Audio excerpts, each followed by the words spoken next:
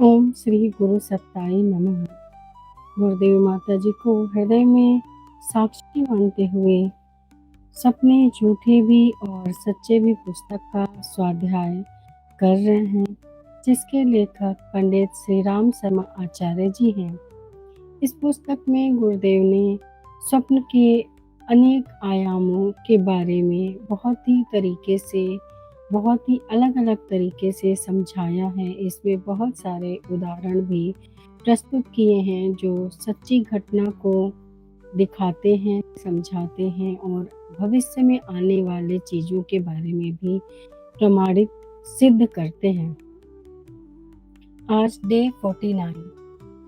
इससे पूर्व कि आज का स्वाध्याय शुरू करें, आज की भावना करते हैं गुरुदेव माता जी के चरणों में। हम इस एक गायत्री मंत्र के साथ एक एक पुष्प चढ़ाते हुए भाव कर रहे हैं कि आज आपके ही सानिध्य में आपको हृदय में रखते हुए आज का स्वाध्याय शुरू करेंगे। ओम भूर्भुवः स्वः तत्सवितुर्वरेण्यं भर्गो देवस्य धीमहि धियो यो न प्रचोदयात्। इदम् अस्तित्व श्री सद्गुरु अर्पणमस्तु। इदम् अस्तित्व श्री सद्गुरु अर्पणमस्तु। इदम् अस्तित्व श्री सद्गुरु अर्पणमस्तु। कल हमने पढ़ा था कि किस तरीके से स्वप्नों के माध्यम से ही नहीं, इनफैक्ट सामने ऐसी चीज़ें आ जाती हैं जिसको हम सोच भी नहीं सकते कि वह सच हो सकता है। जो चीज़ें भविष्य में होने वाली है उसे सामने किस तरीके से देखा गया और लेकिन उसे प्रमाणित तुरंत न करके कुछ दिनों बाद किया गया। ऐसी ही एक घटना के बारे में हमने पढ़ा था कि किस तरीके से स्वीडन देश के स्टॉकहोम की जुलाई 1940 की बात थी। हंस क्रेजर नाम के एक क्लर्क जो कि अपनी चौथी मंजिल वाले कमरे में बैठे हुए थे और दूर तक उनको बाल्टिक सागर की ठंडी हवा उन तक पहुंच रही थी। अचानक उन्होंने अपने ही समकक्ष सामने वाले चौथी मंजिल पर उनकी दृष्टि गई तो उन्होंने देखा कि वहां पर एक युवती कमरे में बैठकर एक पुस्तक पढ़ रही है और उसको अपनी तरफ आकृष्ट करने के लिए उन्होंने बहुत प्रयास किए, लेकिन वह ऐसा ना हुआ। अचानक उन्होंने देखा कि अर्धवयस्क व्यक्ति वहां आता है, लेकिन उसको देखकर कुछ डरावना सा फील होता है। उसके हाथ में एक लंबा सा चाकू होता है और वह आकर उस महिला के पेट में चाकू भोंक देता है और वह महिला धराशायी होकर गिर जाती है। यह सब इतना शीघ्र हुआ कि क्रेजर को समय ही नहीं मिला कि वह जाकर वहां पर उसका बचाव कर सके। क्रेजर यहीं से चीखता और चिल्लाता रहा, लेकिन फिर वह उस मकान के मालिक के पास गया और वहां उसने जब बोला तो उसने कहा कि तुम्हारा मस्तिष्क खराब है क्या? वहाँ तो कोई रहता ही नहीं है, वह तो कमरा खाली है। उसने बहुत बार सबको बताने की कोशिश की, लेकिन उसकी किसी ने भी ना सुनी और इतना होने के बाद जो है उसको पागल वो साबित कर दिया गया और उसको पागल खाने भेज दिया गया। उसके एक सप्ताह बाद ही एक स्त्री और एक पुरुष उस मकान मालिक के पास आते हैं जिनको कि किराए पे वह मकान चाहिए था। पहले तो वह मकान मालिक उनको देखकर थोड़ा सा आश्चर्यचकित हुआ, क्योंकि वह जैसी वेशभूषा में थे वही वेशभूषा के बारे में क्रेजर ने भी उनको जिक्र किया था। फिर उसने सोचा कि उस घटना का इससे कोई तात्पर्य या मतलब हो ही नहीं सकता। उसने उन लोगों को मकान किराए पर दे दिया। कुछ दिन बाद ही अचानक 3 महीने बाद अचानक वहां से ऊपर से दौड़ते हुए बहुत सारे लोग नीचे आ गए और घबराते हुए उन्होंने कहा कि ऊपर से कोई चीखने की आवाज आई है। पुलिस आई और देखा कि यहाँ पर किसी की हत्या कर दी गई थी और एग्जैक्ट वैसे ही हत्या हुई थी जैसा कि क्रेजर ने बताया था और उसके पति ने ही ईर्ष्यावश उसकी हत्या की थी। बाद में एक डॉक्टर की समिति ने क्रेजर को पागलखाने से छुड़ाया था और उसके भविष्य के दर्शन का अध्ययन किया जा सके, इसके लिए उस पर थोड़ा रिसर्च कार्य शुरू किया था। तो इस घटना से भी अगर हम देखें तो कितना कुछ सीखने लायक है कि ऐसा नहीं है कि जो स्वप्न आते हैं वो हमारे केवल अपने भविष्य के लिए है, वह स्वप्न भी नहीं था।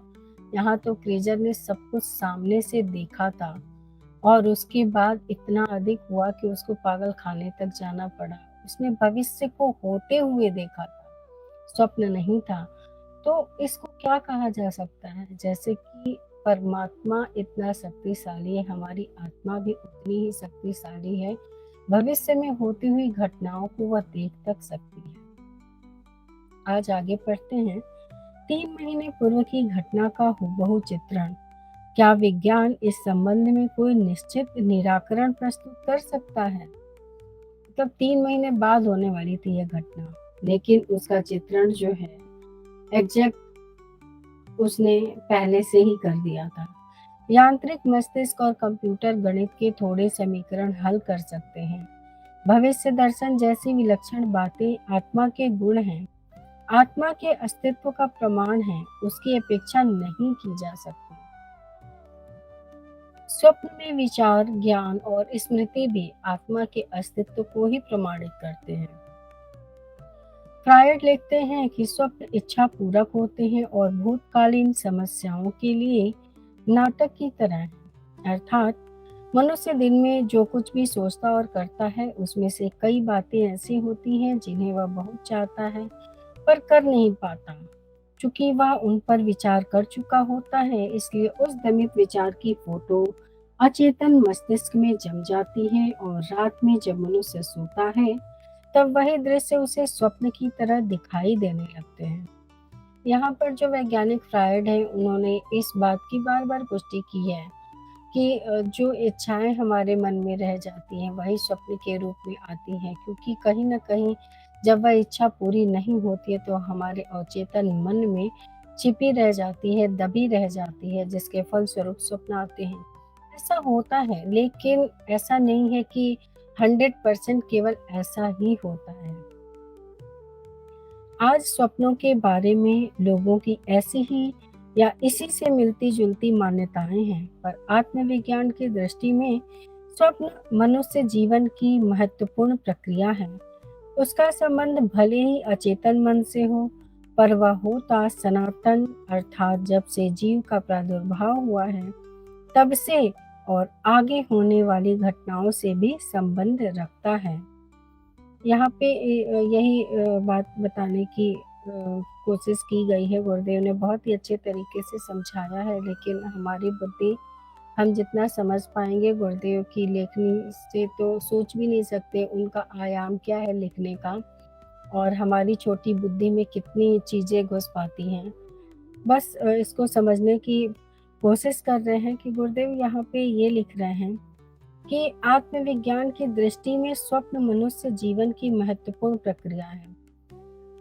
यह एक तरीके से हमारे जीवन का हिस्सा ही है। स्वप्न जो है, इसके बिना तो कोई मनुष्य जीवित ही नहीं रह सकता। ऐसा है, ऐसा कोई व्यक्ति नहीं जिसको स्वप्न नहीं आते। उसका संबंध भले ही अचेतन मन से हो, पर वह होता तब से है जब से कि हमने जन्म लिया है या उससे भी पहले से। ऐसे स्वप्न जो उपरोक्त घटना की तरह काफी समय बाद होने वाले घटनाओं का भी पूर्वाभास करा देते हैं, उसके प्रमाण माने जा सकते हैं। जैसा कि इस घटना में हमने पढ़ा था, क्रेजर की घटना में, कि 3 महीने बाद होने वाली घटना है जिसको उन्होंने समकक्ष देखा था, इसको जिया था। ऐसी चीजें भी पूर्वाभास की तरह होती हैं और आती हैं हमारे जीवन में। व्याय ब्यावल शिमला में अफसर थे। उन्होंने एक रात स्वप्न में देखा कि उनके ससुर की मृत्यु इंग्लैंड के ब्राइटन नगर में अमुक मकान में इसी समय हुई है, जबकि कुछ दिन पूर्व ही उनके स्वास्थ्य की कुशल मंगल आई थी, इसलिए उन्हें इस तरह की कोई आशंका या चिंता भी नहीं थी। किंतु बाद में उन्हें पत्र मिला जिसमें उनका स्वप्न बिल्कुल सत्य निकला। इस संदर्भ में भारतीय मनीषियों का प्रतिपादन स्पष्ट है। दो प्रश्नों का संतोषजनक उत्तर प्राप्त करने के उपरांत मुनिगार्ग सयायिरड़ी ने महर्षि पिपला से तीसरा प्रश्न पूछा, कौन देवता स्वप्नों को देखता है? मुनिवर के इस प्रश्न का उत्तर देते हुए महर्षि ने बताया था, जिसको कि हम अगले दिन पढ़ेंगे, अगले चैप्टर में पढ़ेंगे। आज के लिए इतना ही। ओम शांति शांति शांति। ओम भूर्भुवस्सुः तत्सवितुर्वरेण्यं भर्गो देवस्य धीमहि धियो यो न प्रचोदयात्। सभी को गुरुदेव माता जी का बहुत सारा प्यार, बहुत सारा